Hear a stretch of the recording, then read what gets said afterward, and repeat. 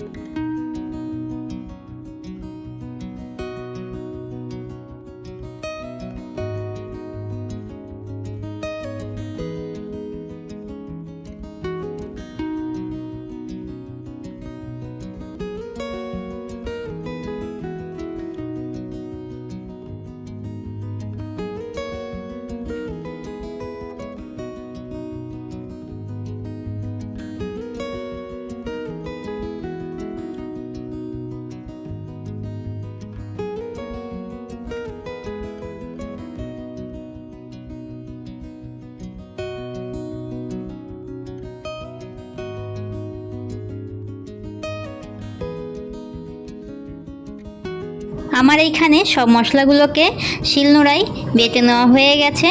মশলাগুলোর মধ্যে আমি এইখানে নিয়েছি সর্ষে, পোস্ত, কাঁচা লঙ্কা আর জিরে। এবারে রান্না করে নেব। রান্না করার জন্য কড়াইতে দিয়ে দিচ্ছি সর্ষের তেল। তেলটা গরম হয়ে গেছে, ফোড়নে দিয়ে দিলাম কালো জিরে, শুকনো লঙ্কা। কালো জিরে শুকনো লঙ্কাটা হালকা ভেজেই দিয়ে দিলাম বেটে রাখা মশলাগুলো। এখানে পোস্তটা বাদ দিয়ে সব মশলাগুলোকে হালকা নেড়েচেড়ে ভেজে নিয়ে এবারে দিয়ে দিলাম স্বাদ মতো লবণ, হলুদ। লবণ আর হলুদটার সাথে মশলাগুলোকে কিছুক্ষণ ভেজে নেব। আমি এইখানে যেই বাটিতে মশলাটা রেখেছিলাম সেই বাটিটা ধুয়ে কিছুটা জল দিয়ে দিলাম। এবারে মশলাটাকে কষিয়ে নেব, তারপরে পরিমাণ মতো জল দিয়ে দেব। মশলাগুলোকে আমি 3 থেকে 4 মিনিট মতো ভেজে নিয়েছি। এবারে দিয়ে দেব জল। এখানে আমি গরম জলের ব্যবহার করেছি, তোমরা চাইলে ঠান্ডা জলেরও ব্যবহার করতে পারো। এবারে জলটাকে খুব ভালো করে জাল করে নিতে হবে। এবারে তরকারিটাকে অনেকক্ষণ ধরেই জাল করে নিয়েছি, প্রায় 3 মিনিট মতো জাল করে নিয়েছি। এবারে দিয়ে দেব কাঁচা ইলিশ মাছগুলো।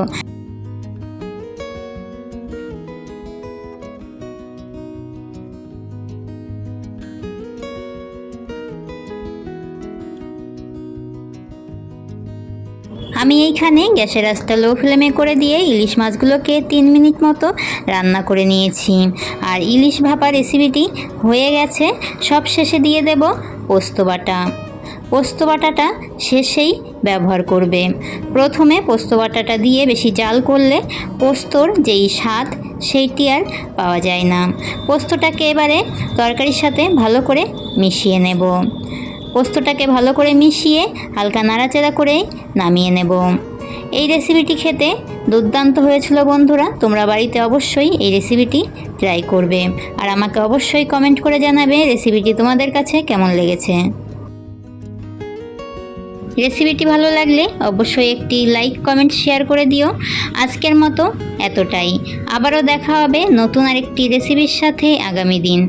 তোমরা সকলে অনেক অনেক ভালো থাকবে। সকলকে টাটা।